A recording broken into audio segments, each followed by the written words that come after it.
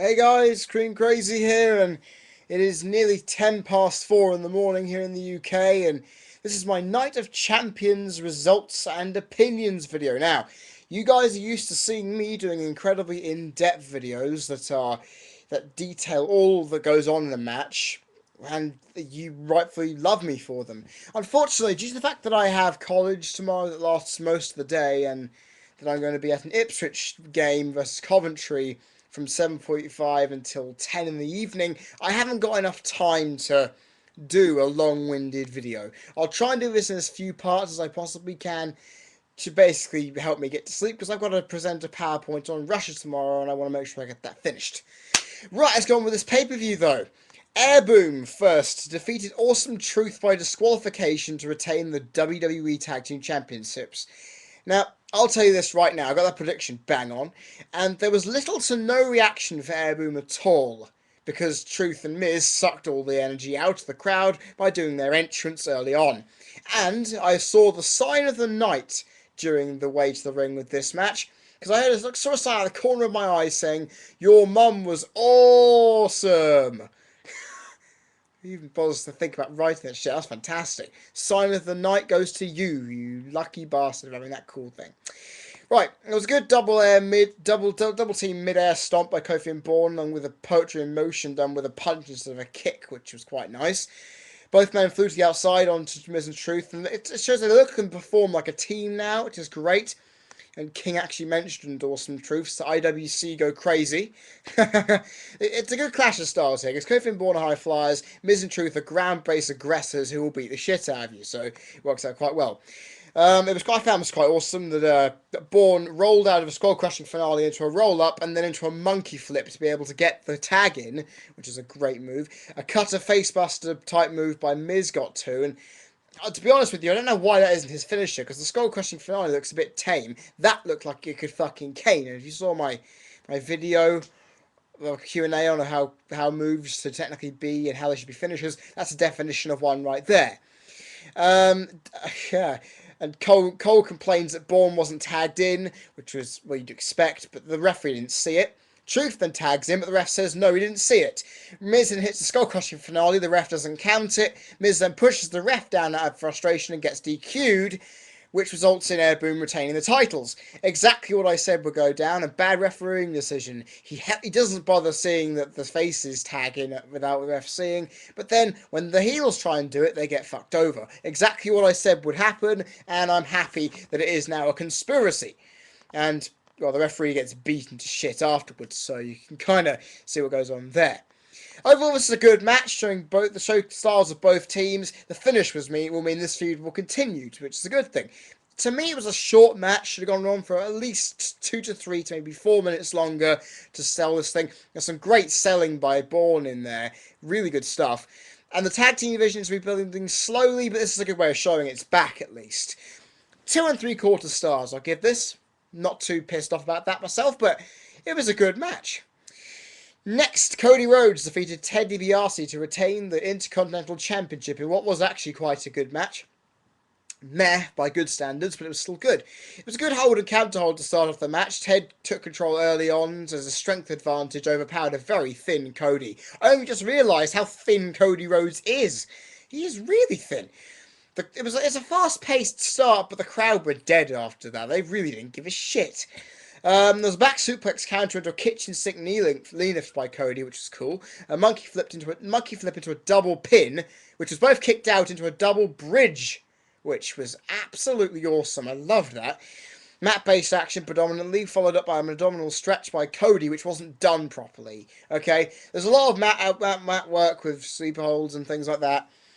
And then Cody, and a bit of you new fools, Cody sits in an abdominal stretch. If you know how to do an abdominal stretch properly, you pull someone's back and absolutely wrench the crap out of it. Cody was mostly hunched over Ted, and they were trying to sell it. I caught that out immediately, and that was bogus. So don't even think about taking that past me. He wasn't even stretching it out properly, and it was annoying. A good set-out powerbomb by Ted, which Cole calls a spine buster, and then a side slam. Oh, Cole, you stupid douchebag. Cody then went for his springboard kick, but got a drop kick to the face. I could hear the boring chants just about, because my ears are still blocked up, even with olive oil eardrops in me. I also have a lot of tinnitus, so the fact I could just about hear boring chants was bad. Ted then takes the mask off, which got a lot of cheers to get rid of those boring chants. Cody then rolls up and he gets the hold of the tights to win. And you know what? That was actually not a bad finish. It obviously showed a very, very cowardly Cody Rhodes there. And the fact he wins is actually a great thing, because I predicted that.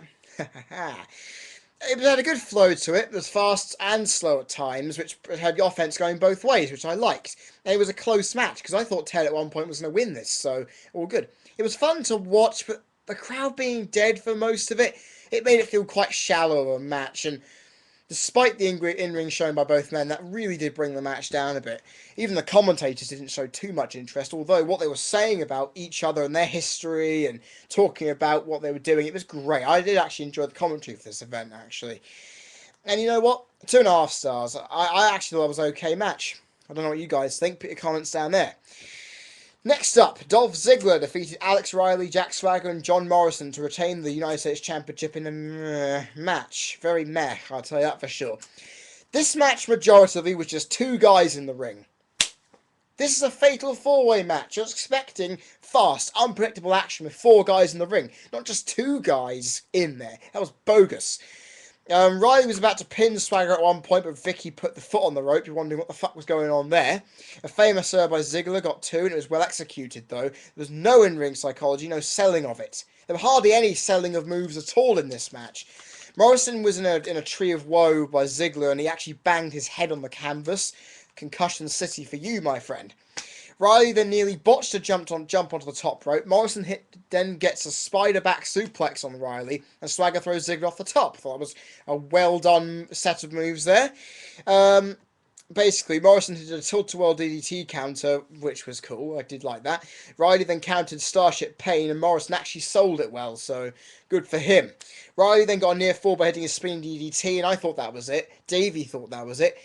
I thought that was it. I thought Riley was actually going to win the title. I thought, fuck no, they're not going to put him on him yet. Morrison missed the springboard clothesline. Swagger hits the gut-wrench powerbomb on Morrison, and Ziggler then covers to get the win. Nice ending. I thought, giving Ziggler a cowardly route was cool. Cole actually then calls it a gut-wrench suplex in the replay. Cole, stop commentating! If you're going to call a move properly, do that. Although, despite the ending, this match was slow and unnecessary. I didn't really think there was much going on in it at all. When there was 4 guys in there, you expect 4 guys, not 2. It was quite slow, but then the end, of course, picked up, and it showed the promise this match had to be a good one. But that it just completely stopped. It just completely stopped, because it picked up and then ended like that, at the snap of fingers.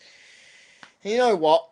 It's a good ending to show the cowardly Ziggler, but I expected more from this, and I won't regret giving it 1.5 stars. It had a few good moments, but as you can obviously tell, it wasn't enough. Wait, 1.5? Maybe I'm being a bit too kind. You know what? I am being a bit too kind.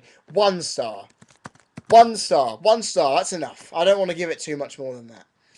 Mark Henry defeated Randy Orton to win the World Heavyweight Championship. Yeah, I said it right. Mark Henry won. I got that prediction wrong, which is a bit strange, because I really thought Orton would win this. A great promo to build up Henry as a really strong guy. It makes you really think he's going to win this thing, right?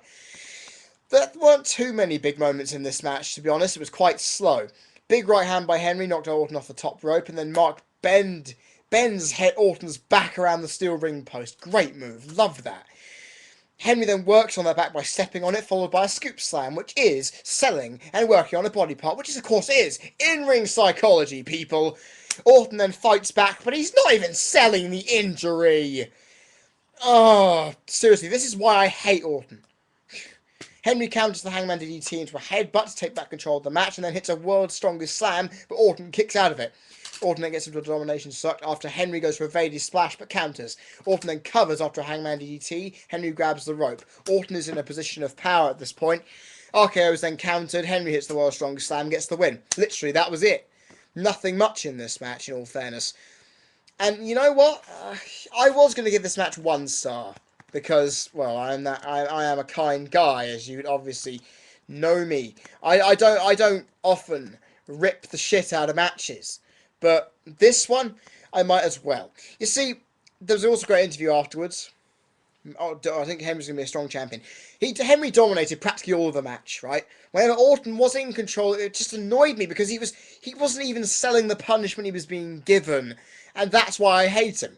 That is why I hate him, because he can sell getting beaten up by somebody, no shit, but the fact is he doesn't sell the toll of his body takes in a match to tell the story in the ring that he's being physically pummeled by a guy who's at least 200 pounds bigger than him. And that's why I don't like him, because he is just literally doing that almost every match. Beside that, the match was a bit slow, little moments, plus Henry winning the title. You know, I was going to give this 1 star, but looking at my notes that I put here, there wasn't really much to go on. So you know what, I'm going to give this 3/4 of a star. So I'm going to be nice again. I was going to get 1, but I'm reconsidering my thoughts there. Kelly defeated Beth Phoenix to retain the Divas Championship. Yeah, you heard me right.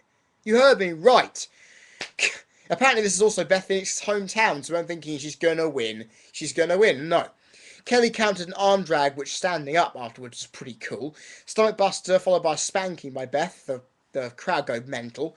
Natalya pulled Beth out of the ring. Eve lashed out on Natalya. Kelly rolled up Beth twice to get 2 in quick succession. A sky-high superplex by Beth on Kelly was it was fantastic. The commentators were saying, "Oh, I've never seen a superplex in a Divas match." Of course you have. Look back into the early 2000s, and you will see Divas taking risks. Seriously, it's like you've never been in the job before. I could do your fucking job. There was a great camera shot of Kelly crying, which I thought, yeah, she's done. Kelly then counters a glam slam into a roll-up for the win, and I'm thinking, what the fuck? What the fuck? I said you can't push a strong challenger to lose, and that's exactly what's happened here. I actually found an amusing Facebook post afterwards. How much creative dicks does Kelly have to suck to keep her women's champion? Divas champion, whatever. Seriously, what has she done to stay this long, eh? The only thing really was worth talking about was the superplex, and you know my ratings policy. A 1/2 star or a 1/4 star goes to a match with only 1 or 2 moves to really worth talking about. And you know what? A 1/4 star is due, because only 1 move was really anything worth me talking. Next up, John Cena defeating Alberto Del Rio to win the WWE Championship. Oh, for fuck's sake, I hate this result so much! Nonetheless, there was a great intro battle which built up the energy for the match, and I will say this. Doesn't Justin Roberts sound like he's constipated whenever he says Edge's name? Because he really does. Rodriguez got thrown out early, and now we have to see what Del Rio can do on his own. Del Rio worked on the head and beat Cena down early on. Cena fought back, but Del Rio then worked on the arm to get back into control. Now, apart from that, there was not much going on for a while. Apron to ring suplex by Cena. And then not much happened after that. I wasn't really paying attention because the match did bore me senseless for a while, I'll tell you that for sure. Backstab by Del Rio counting an FU. Cena then countered the arm breaker and hit a drop kick to get 2. The crowd went dead after that. Del Rio then hit an enziguri when Cena was on the top rope, going for the leg drop. Del Rio then botches an enziguri and Cena goes for the STF. Del Rio then hit a tilt-a-whirl backbreaker off an Irish whip, which I thought was fantastic. Del Rio goes for a running shoulder block, and then smacks into the post with a thunderous and sickening force. And the sound was just ridiculous. Del Rio then counters the FU into a German suplex pin for 2. Del Rio then hits a senton splash off the top rope for 2. He's showing good moves here. I'm impressed. Del Rio then locks in the cross arm breaker. Cena then fought it out and presses out into a power bomb with all of it tangled up. I thought it would be better for Cena to show he was actually okay at doing these things by doing a Texas cloverleaf, but no. Cena then counters the FU during the replay. No, counters it. He then hits the FU during the replay. Rodriguez comes out and gets punched. Cena locks in the STFU and Del Rio taps out for the win. Fuck, that is stupid. Because seriously, Cena has won 3 titles in 2 months. What the hell? This is just bull. Regardless of this match being built up, it built up slowly and it did actually get a bit better towards the end. But Cena won, which was shit. I'll tell you now, despite some skill by Del Rio, this match was boring throughout and it sucked with the endings. You know what? Burying Del Rio was crap too. I am going to give this match 3 1/4 stars as well, because it just wasn't worth my time. 3/4 star. You know what? I've just realised, guys, I have to go to a second part to give you the last match. Ridiculous, isn't it? I'll see you guys in a bit, because I hate YouTube's stupid fucking video policy of 15 minutes. Arseholes.